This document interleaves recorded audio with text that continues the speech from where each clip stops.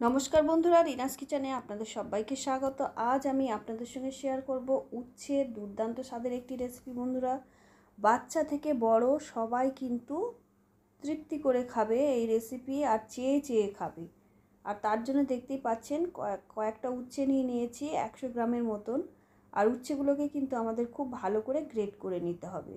দেখতেই পাচ্ছেন একটা ছোট গ্রেটারের সাহায্যে এইভাবে উচ্ছেগুলোকে গ্রেট করে নিতে হবে। আপনারা চাইলে করলাও নিতে পারেন, করলা হচ্ছে বড় বড় সাইজের, আর এটা একটু ছোট সাইজের। বন্ধুরা, দেখতেই পাচ্ছেন কিভাবে গ্রেট করে নিয়েছি। আর এর মধ্যে যে দানাগুলো থাকে সেই দানাগুলো কিন্তু অবশ্যই ফেলে দেবেন, শক্ত শক্ত দানা। এটা কিন্তু গ্রেট করা যাবে না। নরম দানা থাকলে সেগুলোকে ভালো করে গ্রেট করে নিতে পারেন। এইভাবে খুব সুন্দর করে গ্রেট করে নিতে হবে। আর বন্ধুরা, ভিডিওটা ভালো লাগলে অবশ্যই একটা লাইক করবেন আর চ্যানেলটা সাবস্ক্রাইব করে পাশে থাকবেন। আর এইভাবে করলা রেসিপি অবশ্যই বাড়িতে বানিয়ে খাবেন। আমি আশা রাখছি আপনাদের ভীষণ ভালো লাগবে। দেখতেই পাচ্ছেন করলাগুলোকে কিভাবে আমি গ্রেট করে নিচ্ছি।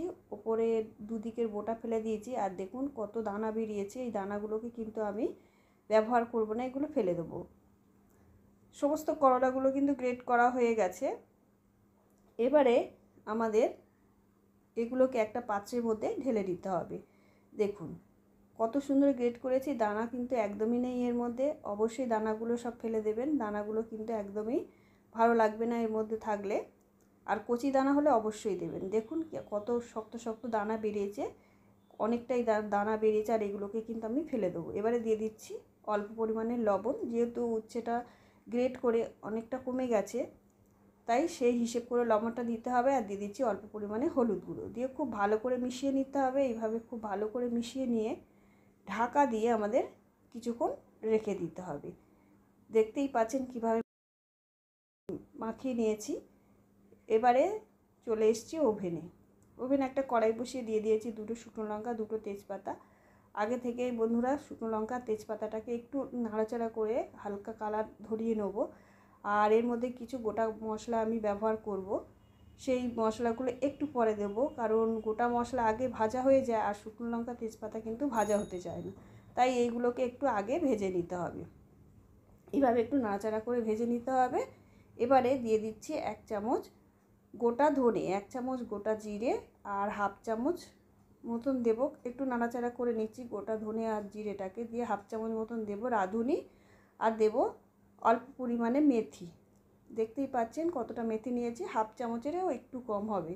দিয়ে খুব সুন্দর করে সমস্ত গোটা মশলাগুলো আমাদের ভেজে নিতে হবে। সুন্দর গন্ধ ওঠা পর্যন্ত ভেজে নিতে হবে। এইভাবে নাড়াচাড়া করতে করতে কিন্তু এর কালারটা চেঞ্জ হয়ে যাবে, দেখতেই পাচ্ছেন। আর বন্ধুরা, অবশ্যই এই মশলাটা দেওয়ার চেষ্টা করবেন, তাতে কিন্তু রেসিপিটা দুর্দান্ত হবে। আর ভিডিওটা ভালো লাগলে বন্ধুরা অবশ্যই একটা লাইক করবেন আর চ্যানেলটা সাবস্ক্রাইব করে পাশে থাকবেন। এবারে এটাকে গ্যাসের ফ্লেমটাকে অফ করে ঠান্ডা হতে দেবো। আর এর একটা মিহি পেস্ট আমাদের বানিয়ে নিতে হবে। দেখুন বন্ধুরা, শিলনোড়াতে গুঁড়ো করে নিয়েছি, আর কত সুন্দর এটা পেস্ট রেডি হয়েছে। আর এটাকে মুখটা এঁটে আমি রেখে দেবো। এবারে এদিকে যে করলাটা ম্যারিনেট করে রেখেছিলাম লবণ আর হলুদ দিয়ে, সেটা থেকে কিন্তু আমাদের যে করলার জলটা আছে সেটাকে চিপে চিপে এইভাবে বের করে নিতে হবে। আর যেহেতু এটা তেতো কম হবে, যারা তেতো খেতে পছন্দ করেন না তারা অবশ্যই এইভাবে চিপে চিপে বের করে দেবেন। আর যারা তেতো খেতে পছন্দ করেন তাদের না বের করলেও হবে। এইভাবে করলার জলগুলো বের করে দিলে একটুও কিন্তু এই করলা খেতে তিতো লাগবে না। আর বাচ্চা থেকে বড় সবাই কিন্তু চেয়ে চেয়ে খাবে এই করলার রেসিপি। বন্ধুরা, অবশ্যই এইভাবে চিবড়ে চিবড়ে জলটাকে ফেলে দেবেন। আপনারা ফেলতেও পারেন বা এই রেসিপিতে ব্যবহারও করতে পারেন। আর যাদের সুগার আছে তারা কিন্তু লবণটা আর হলুদটা বাদ দিয়ে এই রকম জল চিবড়ে করলার রসটা খেতে পারেন, তাতে কিন্তু অনেক উপকার পাবেন। আর 1 মাস খেলে বন্ধুরা সুগার কিন্তু একদম নর্মাল হয়ে যাবে। দেখুন করলার রসটা কিন্তু কাপে ঢেলে রেখে দিচ্ছি। আমি কিন্তু এটা এই রেসিপিতে ব্যবহার করব না। এবারে যে করলাটা ম্যারিনেট করে রেখেছিলাম সেটা আবার একটা পাত্রের মধ্যে নিয়ে নিচ্ছি। নিয়ে এর মধ্যে দিয়ে দেব কিছু গুঁড়ো মশলা, অল্প পরিমাণে, দেখতেই পাচ্ছেন অল্প পরিমাণে জিরে গুঁড়ো, ধনে গুঁড়ো, আর অল্প পরিমাণে 5 ফোড়ন। আর দিয়ে দিচ্ছি অল্প পরিমাণে গোলমরিচের গুঁড়ো। আপনারা চাইলে কাঁচা লঙ্কাও ব্যবহার করতে পারেন কিংবা গুঁড়ো লঙ্কাও দিতে পারেন। দিয়ে খুব সুন্দর করে আমাদের মিশিয়ে নিতে হবে এগুলোকে। দেখতেই পাচ্ছেন এইভাবে ভালো করে এর মধ্যে মাখিয়ে নিতে হবে। নিয়ে এবারে এটাকে সরিয়ে রেখে দিয়েছি। একটা রাঙা আলু নিয়েছি বন্ধুরা, দেখতেই পাচ্ছেন বড় সাইজের রাঙা আলু। আর এটাকে আগে থেকেই ছাড়িয়ে ধুয়ে পরিষ্কার করে নিয়েছি। আপনারা চাইলে রাঙা আলুর পরিবর্তে কুমড়োও ব্যবহার করতে পারেন, তাতেও কিন্তু দারুণ হবে। যেহেতু রাঙা আলুটা মিষ্টি, আর এই উচ্ছের মধ্যে দিলে কিন্তু মিষ্টিটা এত সুন্দর খেতে লাগবে, কেউ বুঝতেই পারবে না যে এতে রাঙা আলু দেওয়া আছে বা উচ্ছে আছে। তেতোটা তো একদমই লাগবে না, বাচ্চারাও ভালো আনন্দ করে খাবে, আর যারা রাঙা আলু খায় না তারাও কিন্তু এই রেসিপি খাবে। এবারে রাঙা আলুটা ভালো করে গ্রেট করে নিয়ে উচ্ছের মধ্যে দিয়ে দিলাম, যে ম্যারিনেট করে রেখেছিলাম উচ্ছেটা। এবারে এর মধ্যে অল্প পরিমাণে মশলা দিয়ে দেবো, অল্প পরিমাণে জিরে গুঁড়ো, ধনে গুঁড়ো, স্বাদ অনুসারে লবণ, আর দেবো অল্প পরিমাণে হলুদ গুঁড়ো। ঝালটা আপনারা বেশি খেতে চাইলে ঝাল বেশি পরিমাণে দিতে পারেন, কাঁচা লঙ্কা কুচি করেও দিতে পারেন, আর দিয়ে দিলাম হাফ চামচ চিনি। এবারে দেখুন 3 চামচ আমি বেসন নিয়েছি। ঠিক কেমন নিয়েছি বেসনগুলো, প্রয়োজন মতন বেসন দেবেন, যেমন প্রয়োজন। আর উচ্ছের পরিমাণ বা আলুর পরিমাণ বেশি হলে বেসনের পরিমাণও বাড়াতে হবে। এবারে বেসনটাকে একটু ভালো করে চেলে নিতে হবে, যাতে এর মধ্যে কোনো লাম্পস না থাকে। চেলে নিলে কিন্তু রেসিপিটা ভালো হবে। দেখতেই পাচ্ছেন আমি কিন্তু বেসনটাকে ভালো করে চেলে নিয়েছি। দেখুন কিরম দলা পাকি আছে, এই দলাগুলোকে ভেঙে ভালো করে চেলে নিতে হবে। 3 চামচ বেসনে কিন্তু আমার হবে না, আমি ভালো করে মাখিয়ে নেব, আবারও পরে কিন্তু আমার বেসন দিতে হবে। দেখতেই পাচ্ছেন খুব সুন্দর করে এইভাবে মাখিয়ে নিতে হবে সমস্ত উপকরণগুলো। দুর্দান্ত স্বাদ হয় বন্ধুরা, একবার বাড়িতে বানিয়ে দেখবেন। একবার বানিয়ে খেলে কিন্তু বারবার এইভাবে করলা রেসিপি বানিয়ে খাবেন, আর বাচ্চা থেকে বড় সবাই কিন্তু খুবই পছন্দ করবে এই রেসিপি। দেখুন খুব ভালো করে মাখা হয়ে গেছে। এবারে এর মধ্যে আবারও 1 চামচ আমি দিয়ে দিলাম বেসন আর চালের গুঁড়ো। চালের গুঁড়োটা দিলে কিন্তু একটু মুচমুচে হবে, খেতে কিন্তু দুর্দান্ত লাগবে। আবার সব কিছু একসাথে খুব ভালো করে আমাদের মাখিয়ে নিতে হবে। বেসনটা যেমন প্রয়োজন সেই হিসেবে ব্যবহার করবেন। দেখুন মাখানো হয়ে গেছে। এবার এটাকে ঢাকা দিয়ে রেখে দেবো, আর এদিকে একটা মশলা আমাদের রেডি করে নিতে হবে। 1 চামচ পোস্ত, 1 চামচ সাদা সর্ষে, আর অল্প পরিমাণে একটু আদা দেব। দেখুন 2 টুকরো আদা দিয়েছি ছোট ছোট, আর 2টো কাঁচা লঙ্কা। এটা একটা পেস্ট আমাদের ভালো করে রেডি করে নিতে হবে, আর এটা শিলনোড়ায় বেটে নেবো বন্ধুরা। আর 3টে কাজুর টুকরো দিয়ে দিচ্ছি, গোটা কাজু। আর দেখুন কাজুটাকে একটু থেতো করে নিচ্ছি। শিলনোড়ায় বাটা মশলার টেস্টই কিন্তু আলাদা হয় বন্ধুরা। আপনারা চাইলে মিক্সিতেও পেস্ট করে নিতে পারেন, আর এইভাবে আমি শিলনোড়াতে ভালো করে এটাকে মিহি একটা পেস্ট তৈরি করে নেবো। আর শিলনোড়া এই রকম পোস্ত সর্ষে বেটে দিলে কিন্তু যে কোনো রেসিপি দারুণ লাগে খেতে। আর সর্ষের তেতো ভাবটা তো একদমই থাকে না শিলনোড়ায় বাটলে। মিক্সিতে মারলে কিন্তু তেতো ভাব থাকার সম্ভাবনা থাকে, শিলনোড়াতে বাটলে কিন্তু একদমই তেতো হয় না।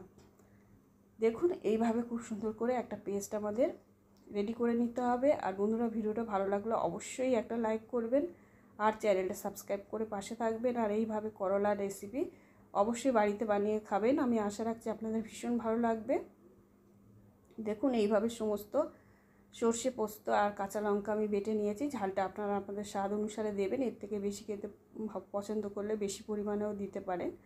দেখুন সর্ষে আর পোস্তটা বাটা হয়ে গেছে, কত সুন্দর মিহি পেস্ট রেডি হয়েছে। এবারে এই পেস্টটাকে আমাদের একটা পাত্রের মধ্যে তুলে দিতে হবে।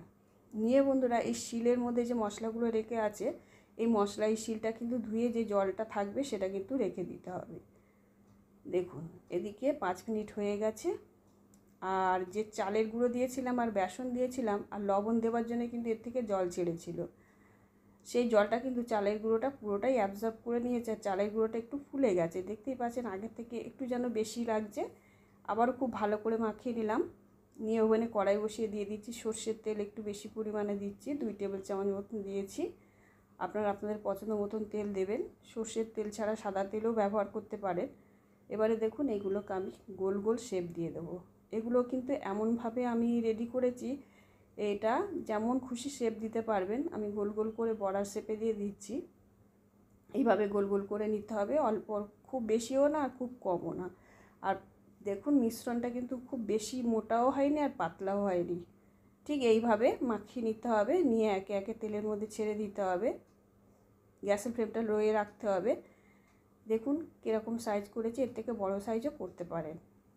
এবারে আস্তে আস্তে গ্যাসের ফ্লেমটা লোয়ে রেখে একটু সময় নিয়ে খুব সুন্দর করে এগুলোকে লাল লাল করে ভেজে নিতে হবে। যেহেতু চাল গুঁড়ো আছে এগুলো কিন্তু মুচমুচে হবে, খেতে দুর্দান্ত লাগবে বন্ধুরা, একটু তেতো ভাব লাগবে না, বাচ্চারাও খাবে আর এত টেস্টি হয়। আপনারা এইভাবে একবার বানিয়ে দেখবেন, অসাধারণ লাগে খেতে, দারুণ হয় খেতে।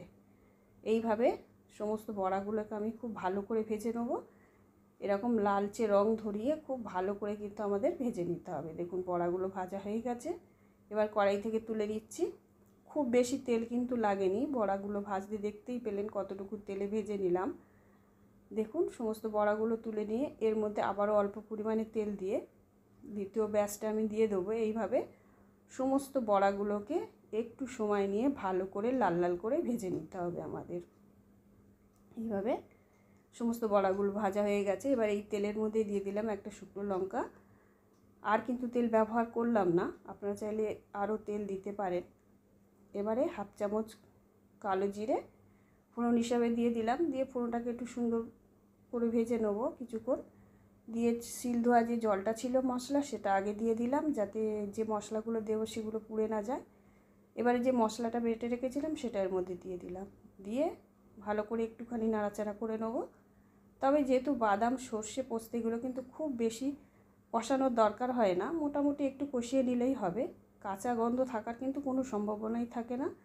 এবারে একটু নাড়াচাড়া করে নিচ্ছি, দেখুন অল্প জল দিয়ে, যাতে মশলাটা ভালো মতন মিশে যায়। এবারে অল্প পরিমাণে হাফ চামচ মতন হলুদ গুঁড়ো, হাফ চামচ জিরে গুঁড়ো, হাফ চামচ ধনে গুঁড়ো দিয়ে খুব সুন্দর করে এগুলোকে কষিয়ে নিতে হবে। আবার অল্প পরিমাণে জল দিয়ে দিলাম। দিয়ে দিলাম স্বাদ অনুসারে লবণ। দিয়ে খুব ভালো করে নাড়াচাড়া করে নিতে হবে। দেখতেই পাচ্ছেন এইভাবে কিছুক্ষণ একটু কষিয়ে নিলেই হবে। দুর্দান্ত স্বাদের এই রেসিপি বন্ধুরা একবার বাড়িতে বানিয়ে দেখবেন, অসাধারণ লাগে খেতে। গরম গরম ভাতে যা লাগে, দুর্দান্ত লাগে। এবারে দিয়ে দিলাম প্রয়োজন মতন জল, তবে খুব বেশি ঝোল ভালো লাগে না, এগুলো একদম মাখা মাখা হবে, তবেই খেতে ভালো লাগবে। দেখুন ফুটে উঠেছে। এবার এর মধ্যে যে ভাজা বড়াগুলো ছিল সেগুলো দিয়ে দিয়েছি, তবে কয়েকটা রেখে দিয়েছি। শুধু মুখে খেতে কিন্তু অসাধারণ লাগে, শুধু মুখে দুর্দান্ত লাগে খেতে। দেখুন বন্ধুরা, এইবারে বড়াগুলো দিয়ে কিছুক্ষণ ফুটিয়ে নেবো। লো ফ্লেমে কিছুক্ষণ একটু সিদ্ধ করে নেবো, ঢাকা দেওয়ার কোনো প্রয়োজন নেই, কিছুক্ষণ ফুটিয়ে নিলেই হবে। আর দিয়ে দিচ্ছি হাফ চামচ চিনি, স্বাদটা দারুণ আসবে। যেহেতু নিরামিষ রেসিপি অবশ্যই চিনি দেবেন, চিনি দিলে কিন্তু খেতে দারুণ লাগবে। আর দিয়ে দেবো যে ভাজা মশলাটা আমি আগে রেডি করেছিলাম, সেই মশলাটা দিয়ে ওপর থেকে ভালো করে ছড়িয়ে হালকা করে নাড়াচাড়া করে দেবো। ভাজা মশলাটা আপনারা চাইলে নাও দিতে পারেন, ভাজা মশলা ছাড়াও খেতে কিন্তু দুর্দান্ত হবে। এমনিও বানাতে পারেন ভাজা মশলা ছাড়া, বাকি যে মশলাগুলো দিয়েছি সেগুলো ব্যবহার করতে পারেন। আর দেখতেই পাচ্ছেন কতটা লোভনীয় হয়েছে। আর ভিডিওটা ভালো লাগলে বন্ধুরা অবশ্যই একটা লাইক করবেন আর চ্যানেলটা সাবস্ক্রাইব করে পাশে থাকবেন।